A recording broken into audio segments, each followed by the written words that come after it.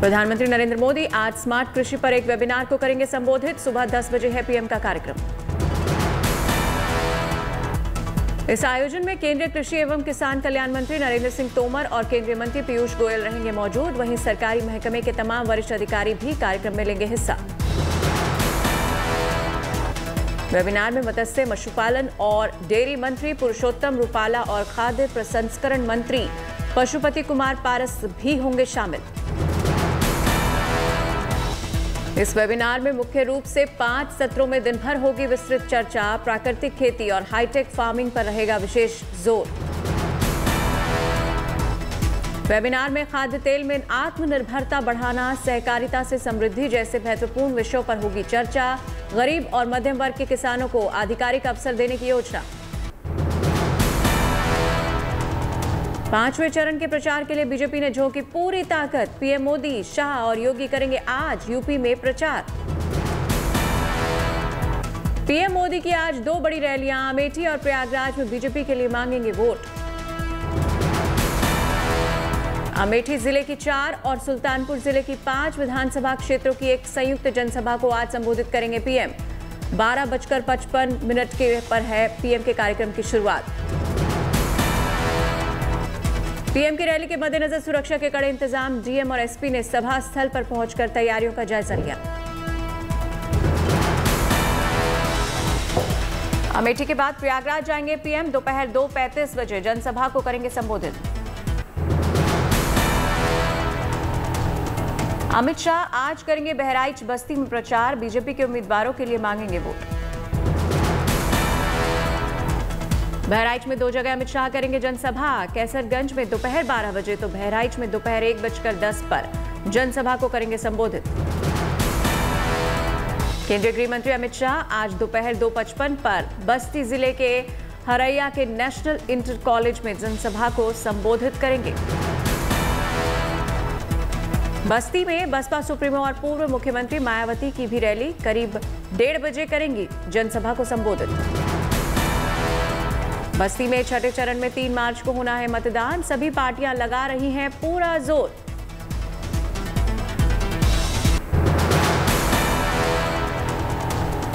UP में CM योगी करेंगे आज ताबड़तोड़ रैली। बाराबंकी, बहराइच, श्रावस्ती और अयोध्या में करेंगे प्रचार।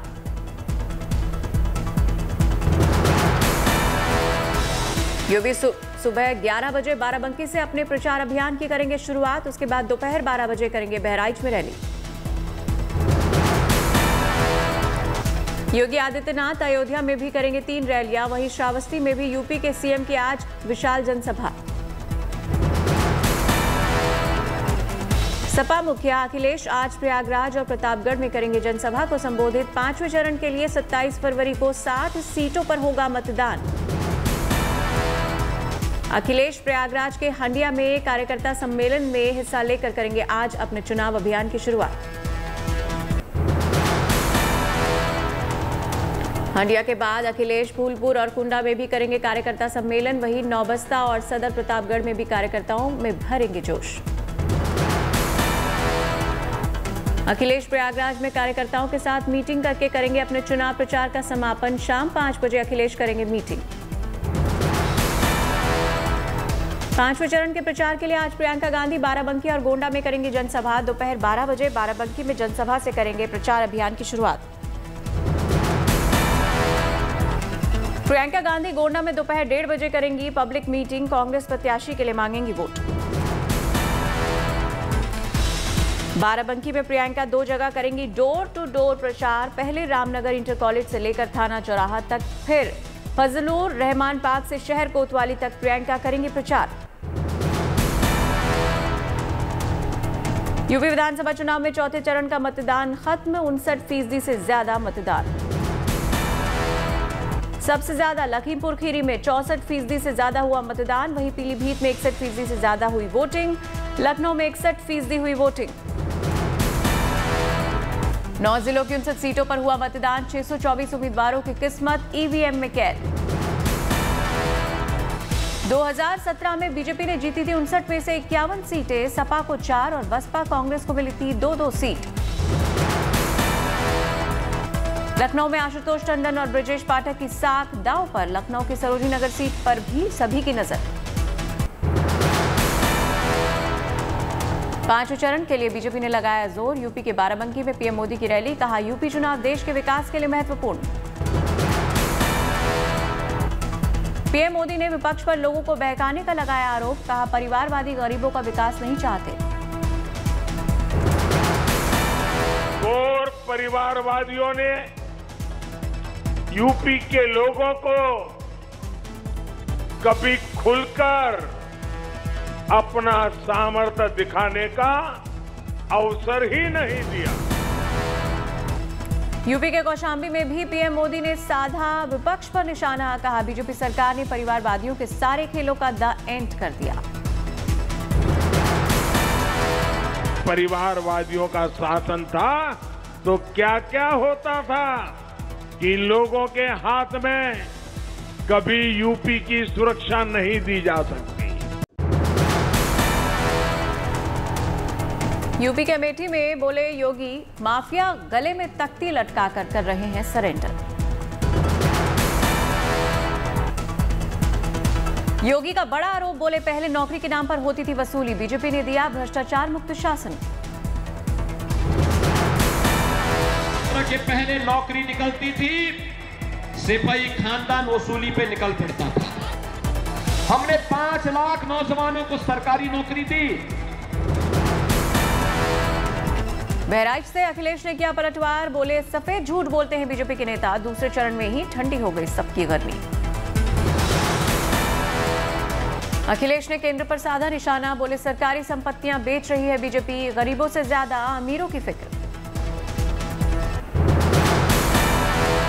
जाएगा सब तो बताओ नौकरी मिलेगी कि नहीं मिलेगी? आप बताइए कि गरीबों की जेब से पैसा निकाल करके अमीरों की तिजोरी भर रहे हैं कि नहीं भर रहे हैं? यूपी में 5वें चरण के लिए तेज हुआ प्रचार युद्ध। लखनऊ में प्रियंका गांधी का मंदिर जाकर पूजा पाठ। मीडिया से बोली प्रियंका गांधी, जनता की आवाज बुलंद करना हमारा काम। साथ मिलकर लड़ती विपक्षी पार्टियां तो फायदा होता।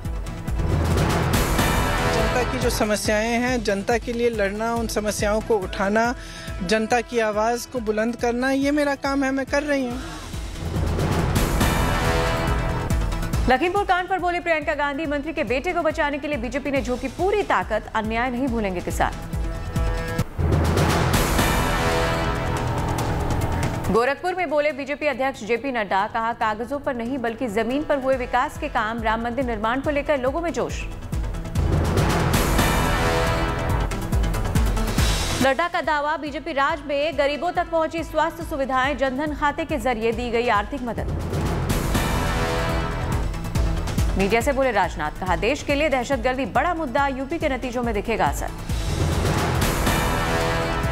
केंद्रीय बजट में की गई घोषणाओं पर वेबिनार में बोले पीएम मोदी। महिला शक्ति को बताया ग्रामीण अर्थव्यवस्था का आधार। पीएम ने कहा, बजट में योजनाओं को पूरा करने के लिए तैयार किया गया रोड मैप। गांव में तेजी से होगा विकास।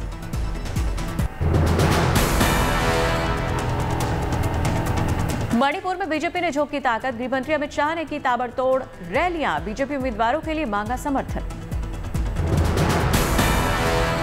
मणिपुर के कई इलाकों में अमित शाह ने किया डोर टू डोर कैंपेन। लोगों से की बीजेपी को वोट देने की अपील। गृहमंत्री अमित शाह ने कई जगहों पर किया जनसभा को संबोधित। कहा, बीजेपी की सरकार आएगी तो मणिपुर में खुलेंगे विकास और शांति के रास्ते। की पहाड़ियों के मेरे सभी भाई बहन भारतीय जनता पार्टी को प्रचंड बहुमत से जिताते हैं तो यहाँ हमेशा के लिए शांति और विकास का रास्ता प्रशस्त होगा। अमित शाह ने कांग्रेस पर बोला हमला। कहा, हिंसा, घुसपैठ और भ्रष्टाचार के लिए जाना जाता था मणिपुर। बीजेपी की सरकार में 9,500 युवा हथियार छोड़कर मुख्य धारा से जुड़े। देवरिया में रक्षा मंत्री राजनाथ सिंह ने की जनसभा। बीजेपी प्रत्याशी के लिए मांगा वोट। पीएम मोदी के नमक खाने वाले बयान पर असदुद्दीन ओवैसी ने किया पलटवार। बोले, सभी ने देश का नमक खाया है, मोदी का नहीं। रॉबर्ट्सगंज विधानसभा के विधायक भूपेश चौबे ने एक जनसभा लगाई। उठक बैठक जनता की नाराजगी दूर करने के लिए माफी भी मांगी। बंगाल बीजेपी के राष्ट्रीय उपाध्यक्ष दिलीप घोष के बिगड़े बोल। बीजेपी कार्यकर्ताओं को नगर निगम चुनाव के दौरान बांस का इस्तेमाल करने की दी सलाह। जैन मुनि ने की ज्योतिरादित्य सिंधिया के सीएम बनने की भविष्यवाणी। गजरत महोत्सव में शामिल होने गए थे ज्योतिरादित्य सिंधिया।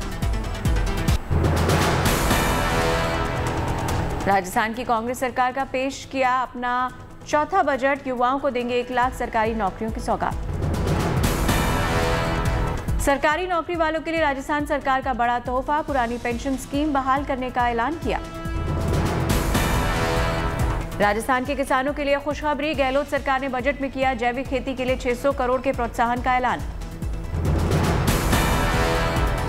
राजस्थान के बजट में 50 यूनिट तक फ्री बिजली देने का ऐलान। पर्यटन को मिला उद्योग का दर्जा। चिरंजीवी बीमा योजना का दायरा 5 से बढ़कर 10 लाख हुआ। बेरोजगारों को हर साल 100 दिन का रोजगार देने का भी ऐलान। मनी लॉन्ड्रिंग केस में नवाब मलिक पर ईडी ने कसा शिकंजा। लंबी पूछताछ के बाद किया गिरफ्तार।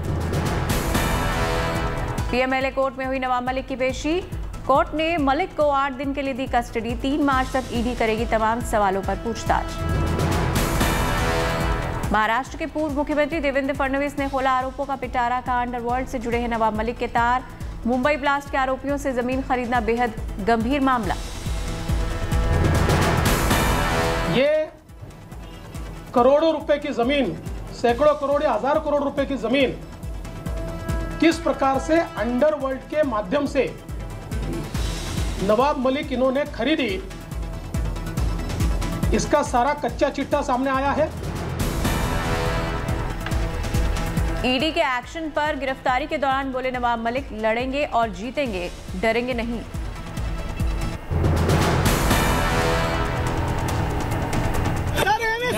जीतेंगे और लड़ेंगे और जीतेंगे, लड़ेंगे और। नवाब मलिक की गिरफ्तारी के बाद सियासी हड़कंप। मुख्यमंत्री उद्धव ठाकरे से मिले एनसीपी प्रमुख शरद पवार। नवाब मलिक की गिरफ्तारी पर विपक्ष आग बबूला।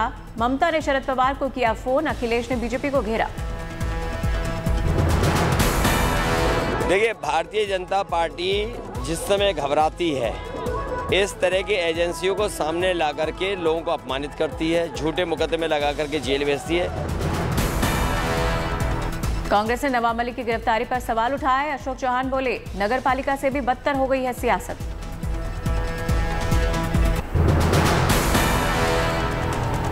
दिल्ली एयरपोर्ट के T1 अराइवल टर्मिनल पर मिलेगी वर्ल्ड क्लास सुविधा। दिल्ली एयरपोर्ट का ये नया टर्मिनल वर्ल्ड क्लास सुविधाओं से लैस। जोधपुर में 12 मार्च को होगा नेशनल लोक अदालत का आयोजन। लोक अदालत को लेकर बेंचों का गठन शुरू। हरिद्वार में शुरू हुई शारदीय कांवड़ यात्रा। दूर दूर से कांवड़िया हर की पैड़ी से गंगा जल भर गंतव्यों की ओर रवाना होने लगे। केरल के कोट्टम में मार्शल आर्ट कलारी पयट्टू की फिर से शुरुआत। कोरोना के चलते 2 साल से बंद थी प्रैक्टिस। रूस और यूक्रेन की भारत की ओर से कलाकार का शांति का संदेश। सेंड आर्टिस्ट सुदर्शन ने कला के माध्यम से की शांति बनाए रखने की अपील।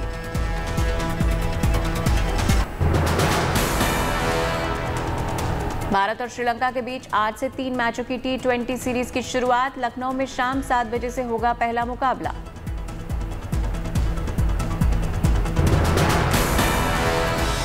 चोटिल होने की वजह से पूरी T20 सीरीज से बाहर दीपक चहार और सूर्य कुमार यादव। अंतिम 18 में शामिल रविंद्र जडेजा और संजू सैमसन। लखनऊ में श्रीलंका के कप्तान दासुन शनाका की प्रेस कॉन्फ्रेंस। कहा, भारत से मुकाबले के लिए हम तैयार।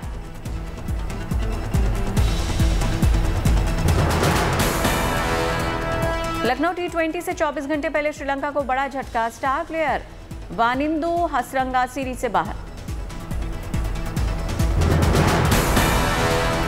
26 और 27 फरवरी को धर्मशाला में दूसरा और तीसरा T20 मुकाबला। 4 मार्च से 2 टेस्ट मैचों की सीरीज की शुरुआत।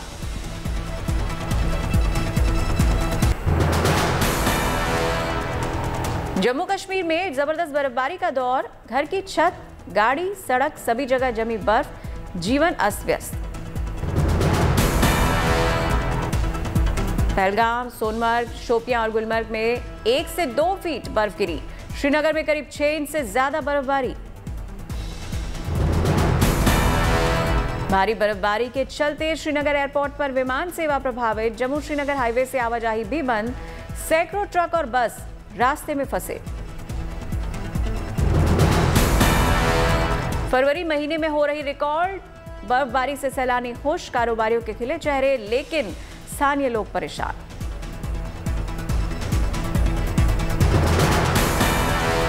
श्रीनगर में भारी बर्फबारी के चलते सभी यूनिवर्सिटी स्कूल की परीक्षाएं रद्द। नई तारीखों का जल्द होगा ऐलान।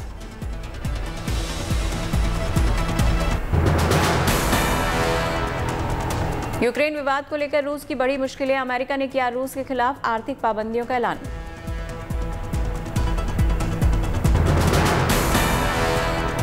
राष्ट्रपति जो बाइडेन ने कहा, रूस की हर गतिविधि पर है नजर। यूक्रेन को जारी रहेगी हथियारों की आपूर्ति।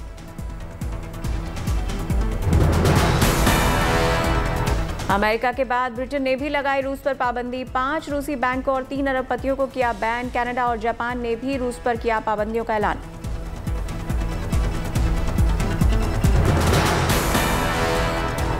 संसद में जस्टिन ट्रूडो का बयान, रूस के खुलेआम उकसावे वाली कार्रवाइयों से दुनिया में सुरक्षा और शांति को है खतरा।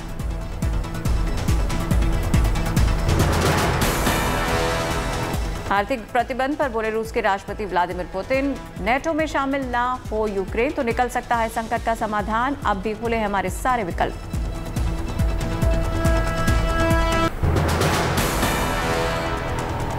यूक्रेन के साथ विवाद और कई देशों के आर्थिक प्रतिबंध पर रूस के राष्ट्रपति व्लादिमीर पुतिन का पलटवार। नाटो में शामिल ना हो यूक्रेन तो निकल सकता है संकट का समाधान।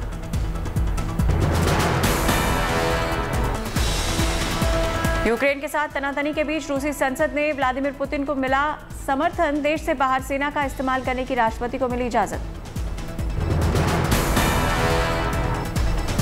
यूक्रेन की सीमा पर लगातार अपनी ताकत बढ़ा रहा है रूस। सैटेलाइट तस्वीरों में 100 फौजी गाड़ियों की तैनाती का खुलासा। पूर्वी यूक्रेन के 2 क्षेत्रों को मान्यता देकर दुनिया के कई देशों की आलोचना झेल रहे पुतिन को मिला सीरिया और वेनेजुएला का साथ। रूस के समर्थन का ऐलान। गुरुवार को होने वाली रूस और अमेरिका के विदेश मंत्रियों की बैठक रद्द। अमेरिकी विदेश मंत्री एंटोनी ब्लिंकन का बयान, रूस ने कूटनीति को खारिज किया तो बैठक का कोई मतलब नहीं।